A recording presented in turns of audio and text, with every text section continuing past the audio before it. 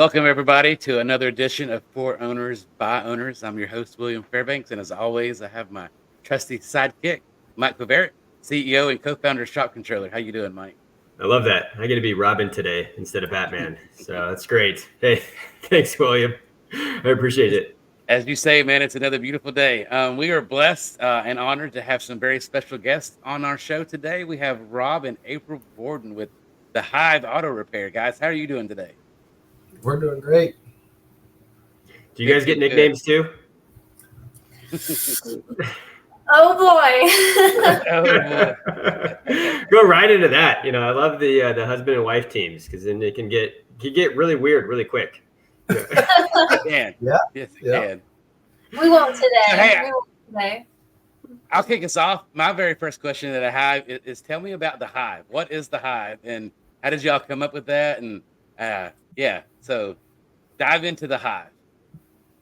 Yeah, so it started as a taxi cab company. We started a cab company in our town, and all of our competitors said, "You look like a bunch of bees just buzzing around," because all the taxi cabs were yellow.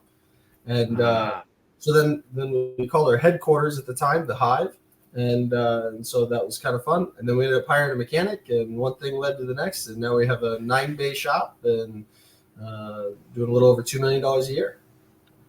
That's incredible. That is so. amazing. Did it start with the two of you and a dream and a vision of like, this is what we're going to do, or, you know, unpack the origin story? You know, when did you first get into this? Who took the first, jump into the deep end? How did this all occur? Yeah, so I had a business partner back. As soon as I graduated from college, I ended up having a fraternity brother that we started the cab company together. And that partnership didn't go well because sometimes partnerships are really hard. All partnerships are hard. That one was just especially hard, and it didn't work out. So we went our separate ways, and I ended up with the cab company and figured we needed a place to do some maintenance. So we started doing that maintenance in-house. And then like 5 years ago, we met at a friend's wedding and got married, and she's been helping me build this thing ever since. And she really helps push. Oh, very cool. Well, it's awesome to have a partner on the team that's a pusher and a driver to help you get to the next level. So April came in and showed you all the things you were doing wrong and really got you right. And all the things I was missing. I didn't know how much I was missing. I mean, I was living in a trailer park, and I was content with making like 30 grand a year, and I just thought I was living the high life, taking Wednesdays off and going boating in my little dinghy of a boat.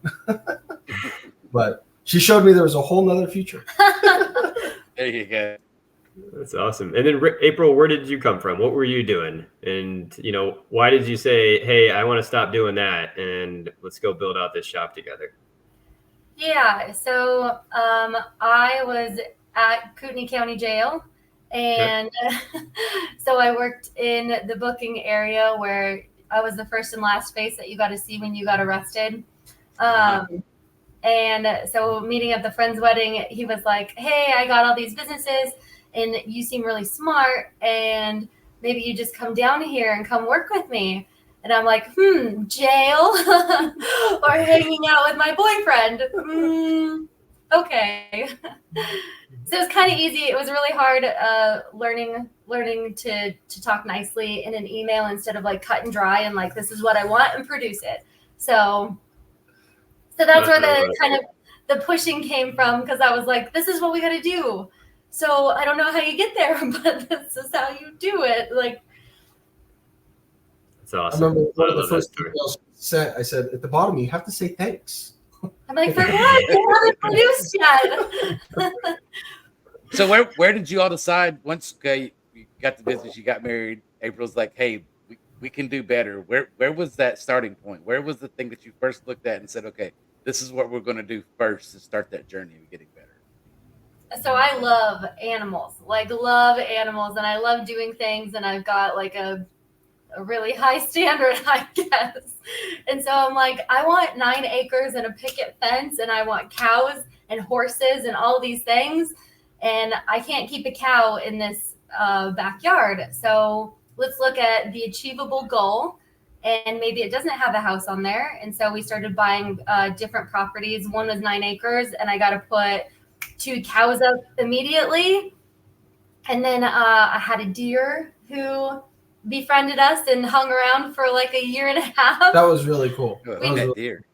We had a named pet her deer. Jorge, and we dressed her up for like Halloween and all the things. It was great. But Rob then was like, whoa, there's so many different things that goes into farm. So we moved then closer to the farm because I was driving like, I don't know, 45 minutes round trip, and my water troughs would like freeze. So I'd have to get water out of the river to then feed the cows. And so being closer to our property was important. And that's how we moved out of the trailers. It was closer to then the property. So that way we could play more.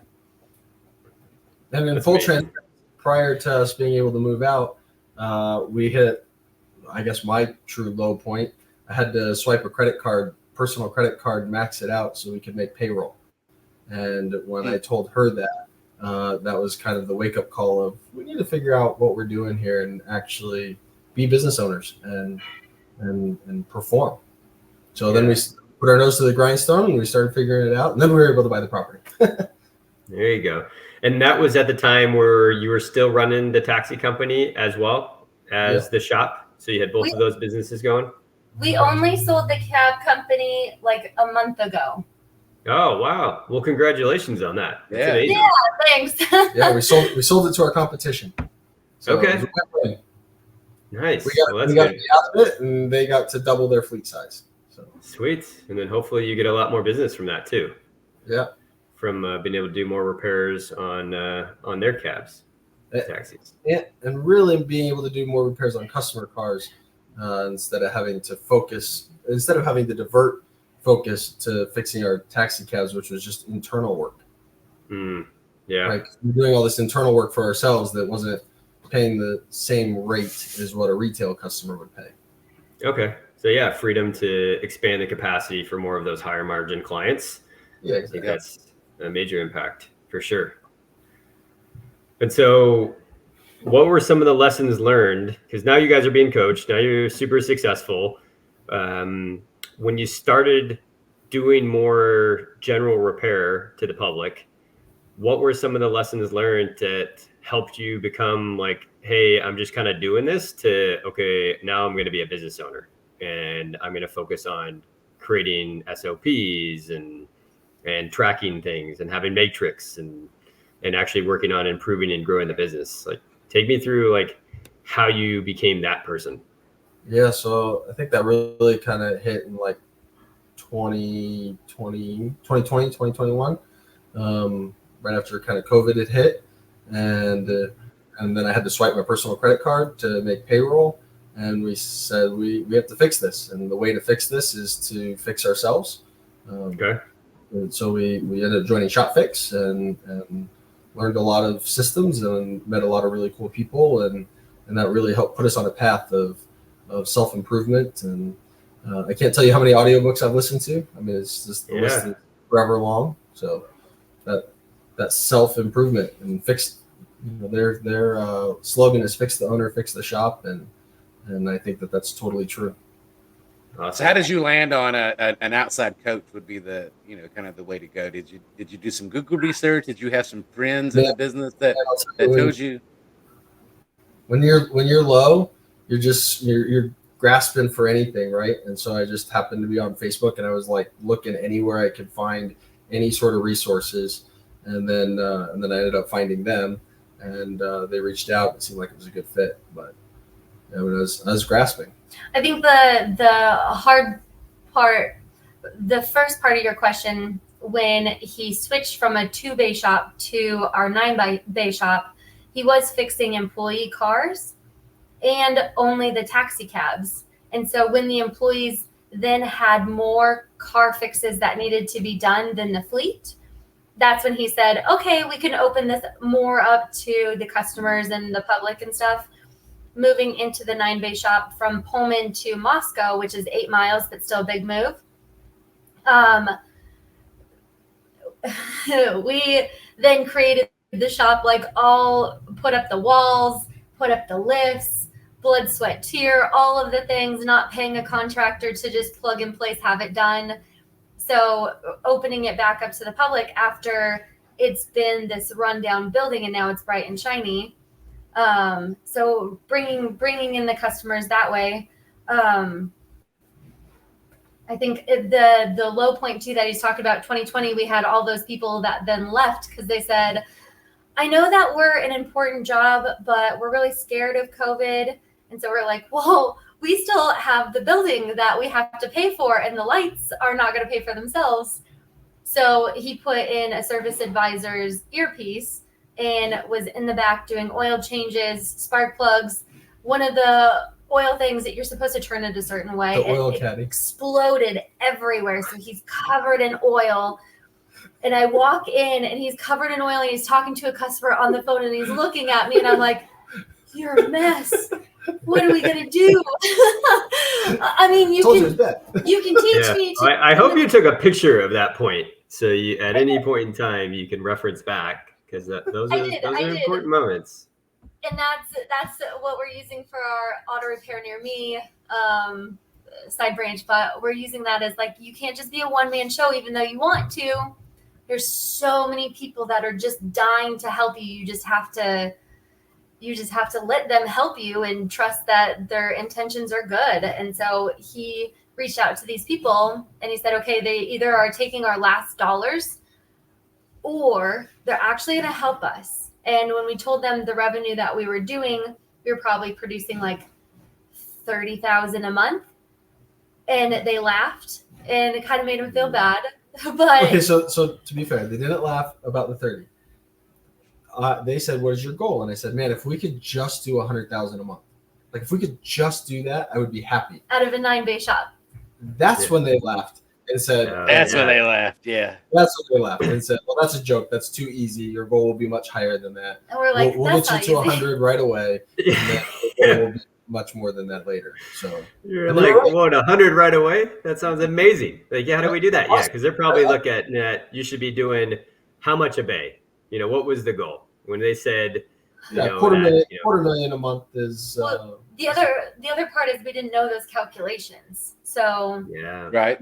Not knowing those, not knowing where to look, like how much calculations per bay should we? That's not something that somebody just starting out or is trying to improve themselves is looking at. They're like, how do I make more money right now? Yeah. So how important would you say that is? For anybody that's watching the show, thinking about like what they want to do, like how important is it to know those numbers and those calculations? How far behind did you feel like you guys were because you didn't know that, or how far ahead could you have gotten if you had started out with those calculations? So I think it's really hard when you don't know what you have. You don't know. You're living where you're living, and like he said, he lived in the trailer and he was perfectly content with it, which is, I mean, all of us were. But now his eyes open and he was like, oh my God, it didn't really cost that much more money. And now we have the things that we want to do. We sold both of those and now we're living in a different place. But it's like you have so many more choices when you have more dollars. And getting more dollars, like they said, technicians are free because they really do pay for themselves. If they're high-level producers, they are going to make back what they deserve.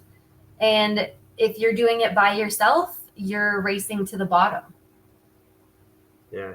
So how many employees did you have when you were doing your $30,000 a month? How many people were out in that? I mean, you had 9 bays. How many employees? So everyone left. We had probably 3 or 4, but everyone left. And so my dad used to race professionally for Suzuki and Yamaha. He's now 74 years old. Okay. We called him up and said, Dad, please help us. You know how to do this and turn the wrench.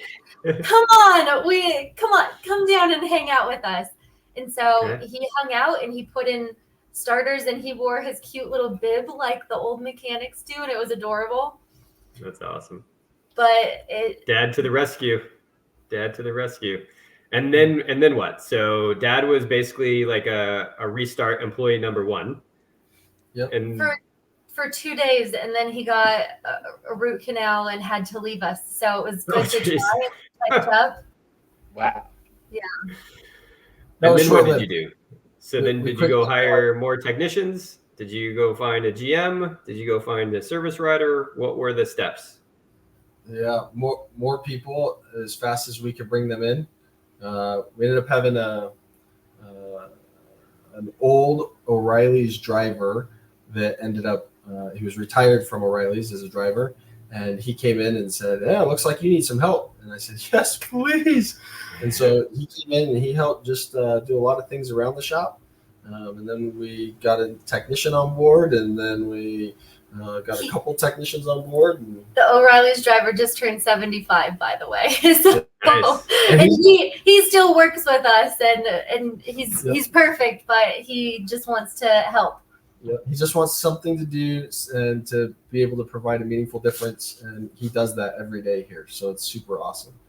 But yeah, so we just started adding employees or technicians, and so then I finally got to just be on the front counter, and I ran the front counter for quite a while.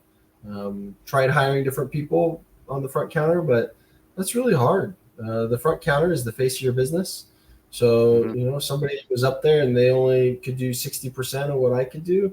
That wasn't good enough for me, right? I needed them to be able to perform, and I knew that they were the face of the business.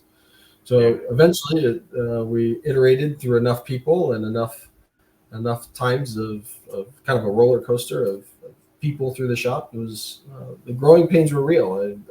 You look at the list of W-2 people, total number of W-2s at the end of the year tax return. We've had a lot of turnover just to get to where we're at, to build at the pace and the speed in which we did. It doesn't just happen without some casualties. I think the answer, we brought in people who said we can change oil and we're lube techs. Okay, so he can still diag. So bring in that first small person to take away the lowest level task that you have, which is the oil change in the tires, right? And he may not be fast. We looked to the technical automotive college. We got somebody who took off tires, and anybody who knows how to do tires, you would be like, hurry. But I love the sound effects, April. Like it. Yeah, absolutely. You're welcome. So bringing in those people to release the lowest level task. And so by keeping, we can bill out a person for an oil change using that service advisor that he talked about, but then having the experience to say, you need a camshaft or you need a new tie rod, and let me explain to you and educate the customer. That takes experience and not just a lower level salesperson. Right. So then the building up from that is then saying, we have to get more people, and we don't have a whole lot of people in our area. Like we said, we looked to the technical college, we put out ads on Indeed. We scrape the whole town full of technicians, and all of the good ones are already placed at other auto shops in the area. And so we started looking to the outlying towns of who could we get an hour away? Who could we get 2 hours away? Who could we get 6 hours away? So we moved our next service advisor down from Coeur d'Alene, and he used to work at Christian Brothers. He was really good. That was a pretty big key hire. He was with us. It's a big brand. Eventually, it crumbled with the culture part, but he knew what he was doing, and that's what we needed in that spot is experience. But and from a face of the brand standpoint, I was able to turn some of those in the business decisions over to him, so that way he could run the business, while then we worked on the business. It really helped give some room and get some runway to be able to actually make some of the next level hires that we needed to make, to put the right advertising in place so we could get to the next spaces. So like she said, hiring that lowest level person and working our way up was really critical to that success. So what time frame is this when you brought the service advisor out from another town? Is this like 2022 now? 1 year. 1 year. So 20 to 21, when we got that service advisor in, and we had some people rocking in the shop. We had a parts person, so we had full staff in the back. They were producing okay hours. And when we were talking to fellow shop owners, they said, wow, our technicians are doing this amount of hours. And we're like, okay, we're like at this right now, but at least we're not doing the hours. So it's Right. something. And so then we were working on building up the culture, which is super important for having all of our team work together. But I think the biggest part of the success is aspiring to the person who's way farther ahead of you. So if you're running a race, you're not going to run as fast as if you're racing me, and then you're going to be like, holy cow, she's actually surprisingly fast. I should probably catch up to her. And you're sprinting so faster than you probably would have going a mile by yourself. Now you're looking up to that person. So these multi-shop owners, or these people who are putting out $16 million a year, they have a little bit bigger shops than we do, but what is their hours per technician? Those are all like across the board. We can all look at one technician or one bay. And having those peers to be able to chase it helps give you that motivation. And spitball with somebody who actually knows what they're doing. Like I don't know if I'm allowed to mention people's names on here, but we're really, really grateful for a lot of different people who said, actually, you guys should be paying the person like this, because otherwise they're not going to produce as many hours, and this is what that's going to look like. And we're like, well, we never thought about that, because you're just supposed to pay them hourly, but they could actually make so much more money in the day because of flat rate pay. You could effectively mush in like 3 days into one day if you're just slaying. And why wouldn't they want to make more money? Right. Yeah. No, your point So it early makes on sense. when you're building It's kind the of- business, that understanding the numbers and how you stack up is so important. I mean, I played sports growing up, and it's really easy to understand your batting average, or the scores, how many points, how many baskets you made, how many steals you had, how many rebounds you had, how many touchdowns did you throw, and compare that across the towns to see how you compare. But when you're building a business, understanding your matrix to understand how you stack up is critically important, because it's like, hey, am I doing awful, or oh man, I'm doing pretty good here? And I think once you start figuring that out, you really got a cool opportunity to say, okay, now what do I need to do to get to that level? Sorry. So you started Yeah, running, there's a- and then you there's a- kind of there's a identified the different- person ahead of you and started running faster to try to catch up to them. So then pretty rapid growth from that moment, right? Once you started running, as you all said, as fast as some of the people and your peers that were doing better than you in a short time, right? And in 3 or 4 years, you guys have gone from that to where you are today. So yeah, 2021 we hit 220,000 in 1 month with That's awesome. with Tim. Big What was month. that, 22? in 20. Oh, sorry, it was 22. It's Still a big impressive. month. That's awesome. Yeah. But then you start looking at that and you're like, okay, I got 9 bays. I need to be doing more. Yeah. If Yeah, you exactly. take that per You bay take and per technicians, right? Because I think that's important when you look at it as, okay, each bay has its own capacity and its own revenue goals. And looking at it, each bay of how do I get the most amount of hours and the most amount of revenue for each one of these bays? What is the goal that you have per bay now? Yeah, so our goal for this year is 3 million. We'll see where we take that next year, but our goal is 3 million for the year. So, And we have all of the bays stuffed with people who produce a ton of hours, like all very A-level technicians that, I mean, I'm going off of the payroll. Do you know how many per week? Because off the payroll that I've seen that they have 119 hours and 120 hours for 2 weeks. So that's, I don't know, that's an average number that I'm thinking of for the guys. it's fun writing some really big payroll checks. Heck yeah.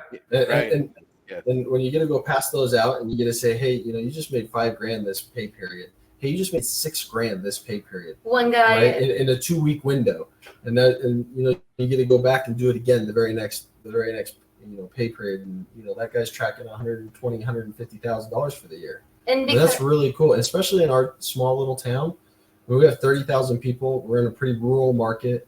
If you just were to Google it, it says the median income is 20,000. I don't think that that's real, but that's what Google says as of last year. So, wow. I mean, and we have guys that are making 120 to 150,000. I mean, they're just smashing the median income according to Google. And they're looking at buying houses, and they're getting bonus checks because their production was so great that we have them on a bonus schedule, that the bonuses are an extra $1,000. The one guy has 5 checks out right now that he's like, hey, so I haven't cashed these checks. Do you mind if I do? We're like, yeah, of course. But how many people can say that they haven't cashed 5 checks and they're still okay? Right. I think that's huge accomplishment for him to say, your money's really nice, but you fed me so much that I'm just now doing it because I like this. Yeah, it's incredible. You're definitely making a huge impact to the community. And I just did some quick math on that 3 million. I'm not sure if you know, but that comes out to about what you were doing per month for the entire shop previously. So that would be doing about $28,000 a month. And now you're basically 9 times in that. So kudos to you guys. 10x, right? 10x. Oh, no hands. Yeah. That was awesome. So great job.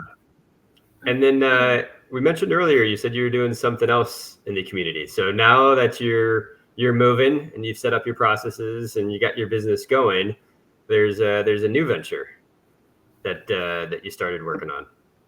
Yeah, so we explained earlier that we live in a really small town where we have a lot of college students that are coming in, and we scrape the whole town for the talent, and we started working on the outlying cities to try and recruit people in. We worked really, really hard to try and get in technicians into our area, or just get our shop stocked full of technicians, and it was really, really difficult.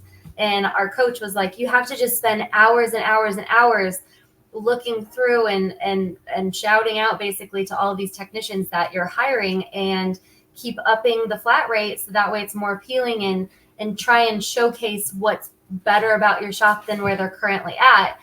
So hours and hours we don't have as shop owners trying to manage and juggle all of those different things and trying to build as fast as we wanted to. So we started looking to different states and trying to give them sign-on bonuses. We bribed the tool truck guy with giving him 10% of what they would make in a whole year. We're like, just anybody who seems like they're upset with where they're at, like, please bring them our way. We'll take care of them. And we got some people, but they then didn't produce the hours that it chalked out to be. So we have some people who moved from Florida, moved from Oregon. We do trial weeks. Yeah, so one of the things that we found has worked really well for us is doing a trial week. So interestingly enough, if you know your numbers is important. Mm-hmm. But when you know your numbers, if you pay for somebody's flight, a rental car, an Airbnb for a week, and they come and they turn, it's like 17 hours is all they have to turn, at least at our shop, to be able to pay for all of that work, or all of those amenities. You can pay for the car, the airfare, and the Airbnb if they turn 17 hours in the week. So if you bring somebody for a trial week and they're able to turn 40 hours, you're winning. And then on the back end of that, if you can convince them to then move to your town, then you can really crank it up. So that's what we ended up having to do with most of the technicians that are actually in our auto shop right now. We have Florida, Virginia, Oregon, Montana. There's a lot of different people. I think we have 2, maybe 3 people from our area that are from our area. And so we found that those people were tired of the high crime rate. They were tired of the extreme prices that it took to live in a different city, and we were giving them an opportunity where they could be debt free because they were making so much money and they could live in an environment that then was better for their whole family. So our new venture that you guys were talking about, Auto Repair Near Me, is what we're doing. And we help fellow shop owners who are struggling finding technicians like we did. And we help them find those technicians that are looking to move to a new area. I know we talked to a guy recently in Texas. Well, there's somebody in Oklahoma that is drowning in credit card debt, and he's willing to pay them $70 an hour.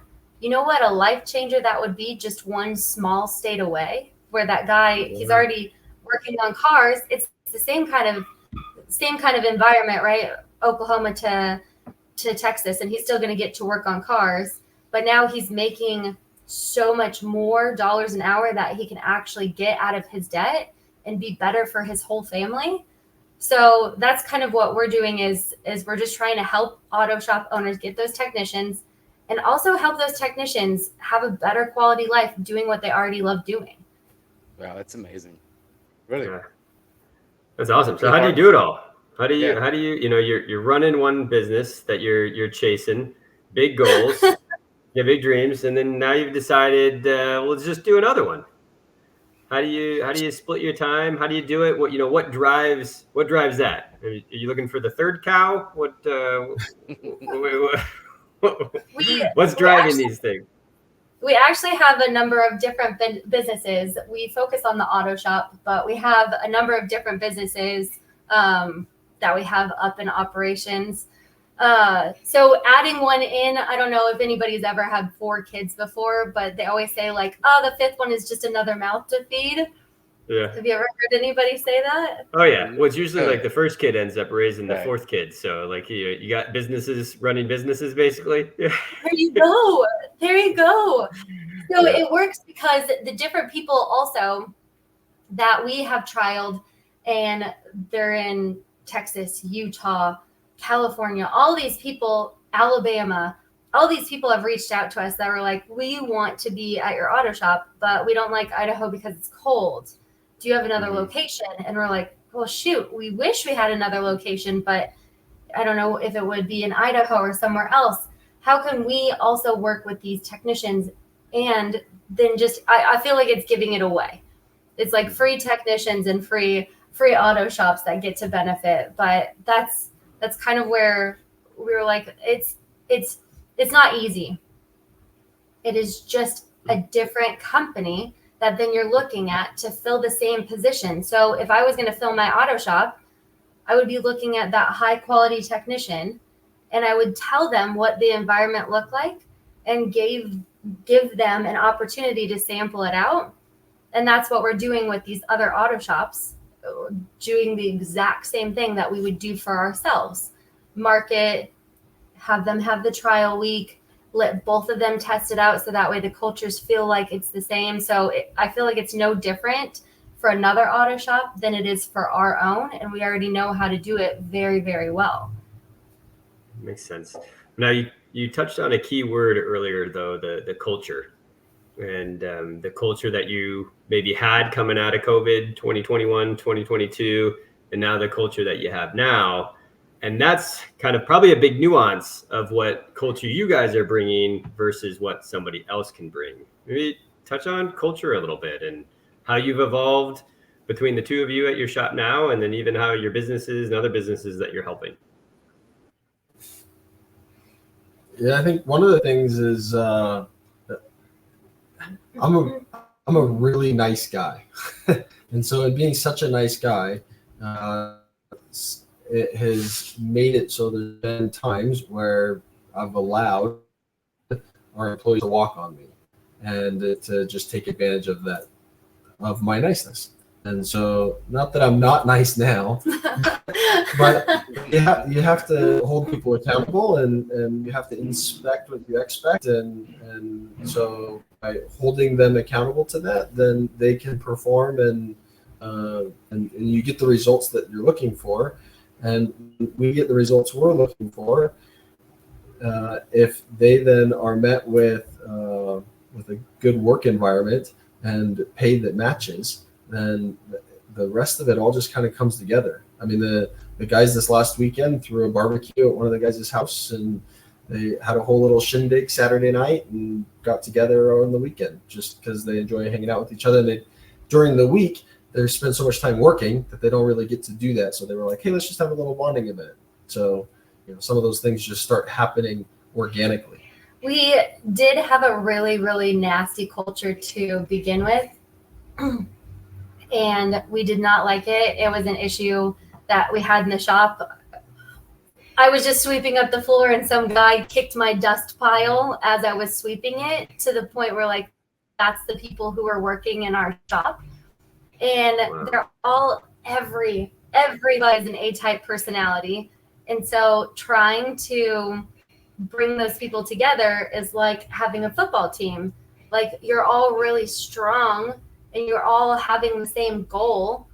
And so working together where there's strengths is really important. And so he does 8 o'clock and 1 o'clock meeting with the guys where they discuss, like, okay, who got a Google star review and highlight that, or what good about the inspection, or hey, we didn't focus on this, and these are the parts that are on back order, so that way we can inform the customer. So it's like a team huddle instead of a talking to. And then at the end, you all put your hands into a big pile, and we say the Hive at the end. And the Hive on 3, 1, 2, 3, Hive. Yeah, like a big football game. I like it. And it also gives a chance for the technicians to gripe. I mean, they don't gripe very often, but when they have a complaint, that's an opportunity that they have to bring it up. I mean, this morning our front lot was just packed with cars, which is a great problem to have. But at the morning meeting, they were like, hey, how are we going to fix this problem? Because there's a ton of cars in the front and they're blocking all the bays, and we need to get them all moved. So, I mean, instead of the technician being frustrated about it, they had the opportunity to bring it up. And then as a group, we solved the problem, and everyone did keys, and everybody together moved the cars and got them all out of the way in a matter of minutes, instead of just waiting for that to slowly happen whenever it might happen. So those team huddles were truly huge in that success of trying to bring the culture around. Okay. It's a really good one. It's important. Yeah. Communication and transparency to what's going on in the business is key. Do you also go over some metrics and some goals and some numbers in those meetings too? We do. Yeah, we have a big, I don't know, it's probably a 42-inch TV that we just have all the labor hours showing on a continual cycle, so that way everyone can see them. And then all of our service advisors also then have one up front. So the technicians have one that's looking at shop labor hours in the back, and then the technicians have one, or the advisors have one up front to look at dollars. We also had a big hairy goal or whatever, where we're like, if we bust out this amount of hours in the month, then we'll reward you guys by taking you on a fishing trip. And we ended up taking them on a fishing trip where we went and It was a chartered fishing trip. caught salmon. Which was really cool. We did that last winter. Cool. That is fantastic. It's fun to have those team rewards. That's important. Yeah. I think those are critical as good business drivers and stuff that, for people to rally around as you're accomplishing those goals. Very cool. All right, so I want to take you way back. So back in 2020, you bring your dad on, and he's there for a couple of days. If you could do this all over again to help get to where you are faster, what would you do differently? We actually had lunch with a couple at Shop Fix he's the only technician in the shop, and she's trying to play the service advisor role. And they talked about that little baby step, and we're like, no, please. If we were to start over with the shop, this is totally what we would do. And we said, you need to hire people. It's the key to success is who, not how. So there's a book that's called that, and it's a great book. If you haven't read it, you should. But it's finding the key people to help move the needle forward for you. And so if we have a dream and a vision, We need people to help us. We need to relay that dream and vision to others and have them help us get us there. And so for their shop, it's brand new. I mean, they don't have a whole bunch of customers right at this second. And so for us, putting all the systems and processes and saying, okay, this week we're closing the doors.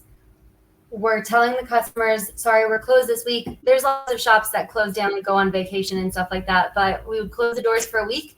We would hire out every single one of those positions. We would bring them in and train them about our systems and processes, and then hit the ground running on Monday. And you're going to fumble and fall in some places because everyone's new with the systems and processes. But if you give away 80% of the work, you tell them 10% on the front end and then perfect them with that last 10%. At least they're doing 80% of what you are already, like if you're doing the oil changes and all of the things, give away 80 and say, okay, here's how you do the oil change. There's the keys, go. And on the back end, okay, did you do good with the sale? How can we do this better next time? And so now by building all those people, I mean, truly that's how you get 2,000 people working underneath you for a company. For sure. Well, I love how you mentioned Dan Sullivan and the who, not how, because, you know, as you think about that, so many people start trying to figure out, like, how am I going to do this? How am I going to do this? How are we going to achieve this? And that book does a great job of saying, no, go find somebody that has done it before and let them be your who that can help guide you. And it's critically important in thinking, hey, I got to figure out how to do all this stuff my own. And it's like, no, go find somebody that can help you do that. Get from A to B faster. And you're not teaching them how to do it. You're telling them that you want it done. Right. Like you already know how to do oil changes. Yeah. Yes. So you just say oil change. Yeah. I know it's more complicated than that, but do you find that hard as being business owners and then like Rob being a technician? Do you find it hard, or do you struggle at times to just let them do what they know how to do, what you hired them to do, instead of trying to micromanage and teach them how you would do it? That's a pretty strong balance, right? So is that hard to balance for you guys? Have you found a pretty easy way to get through that? Man, that was real rough. You're kind of breaking up, but I get the gist of what you're trying to ask. Was it hard to delegate those different tasks on how we would do that? Yeah, it was really, it's really hard. It's not easy. It's not easy if you don't have a system or a process. If you have a system and a process, it is easier. But even yesterday morning, we had a front of house meeting and we talked through some different things, and it was kind of it was things that we've trained on before, and I was looking at the numbers and saying, well, we're missing this piece of it. And so we, yesterday we tried to train on shoring that up, but it's a continual training. You have to continually work with your people and help them grow. I think the other part of it is if you have a goal in mind, then you're doing the backwards looking back to say, how do I get to the goal? So service advisors, if the goal is $10,000 in a day, I don't know, I'm just throwing out a number. If you say $10,000 in a day, how do we get there? So it can be 10,000 customers at $1 per customer, or it's closing out the big job, or it's upselling in some way. Or, if you want to have 5 shops, how do you get there? There's so many different ways to get to 5 shops. There's investors, there's doing it yourself, there's partnering with somebody else, there's just buying it. Like there's so many different ways to do it. If you put your vision out there, other people will also have their input on. By just speaking it, you've already solved half of it. So saying that you want to make $16 million this year, how do you get that done? So you just do the backwards. Okay, what would we need? Obviously, lots of sales. What does it take? You need a good salesperson. So William, you're in sales. So he wouldn't bring you on if you weren't good in sales, and you wouldn't bring on the next salesperson if they weren't good in sales. It wouldn't make sense. For sure. I love that. My wife's always like, let's reverse, let's work backwards. right? It's if you want to get to this point, what are the steps to help get you there, and just work backwards to make that happen. There's math to the path. You have to do the math Yeah. to the path. And I I think like that. that's why people do goal boards, vision boards, because they're constantly looking at the aim of where they need to be and say, okay, if $16 million is the aim, then I need to revolve my entire life on how to get there. And scrubbing toilets and emptying the trash is maybe not the most productive of my time. And how many times have you heard an auto shop owner or anybody say, I wish there was more hours in the day? Well, you need more people, and then there's plenty of hours. That's why they're on the beach and owning islands. Yeah. Right. So Maybe that's last, much. Sorry. we'll get to the islands. I'll be excited to come to you guys' island someday. But last question for me. What about those owners that say the yeah buts? I can't afford that who that can come in and turn wrenches for 120 hours. I think that's great. Because I'm kind of one of those people. I say, well, I could just probably do it myself. It seems expensive to have somebody else do it for me, but it's amazing what you can get when you just pay somebody else to do the thing for you. Yes, it does cost money, and you have to make sure from a business standpoint that they bring back more value than what the dollars are that you've exchanged for that time. But it's amazingly simple and easy to multiply somebody's time. And maybe those people who are saying, yeah, but I can't afford that, don't really have an understanding of money, percentages, how the P&L works. And maybe they really just need to go back to that full basics, and the learning's just not there. So they're just not informed enough. And so if you're paying a $20 an hour employee, you're not giving away all of the money that you made from the sales for the day. You have to make sure that the lights, the rent, the insurance, everything is covered. So when you're paying that person $20, you're still covering overhead. So by looking at those different things and setting, which is another book that we love, it's Profit First.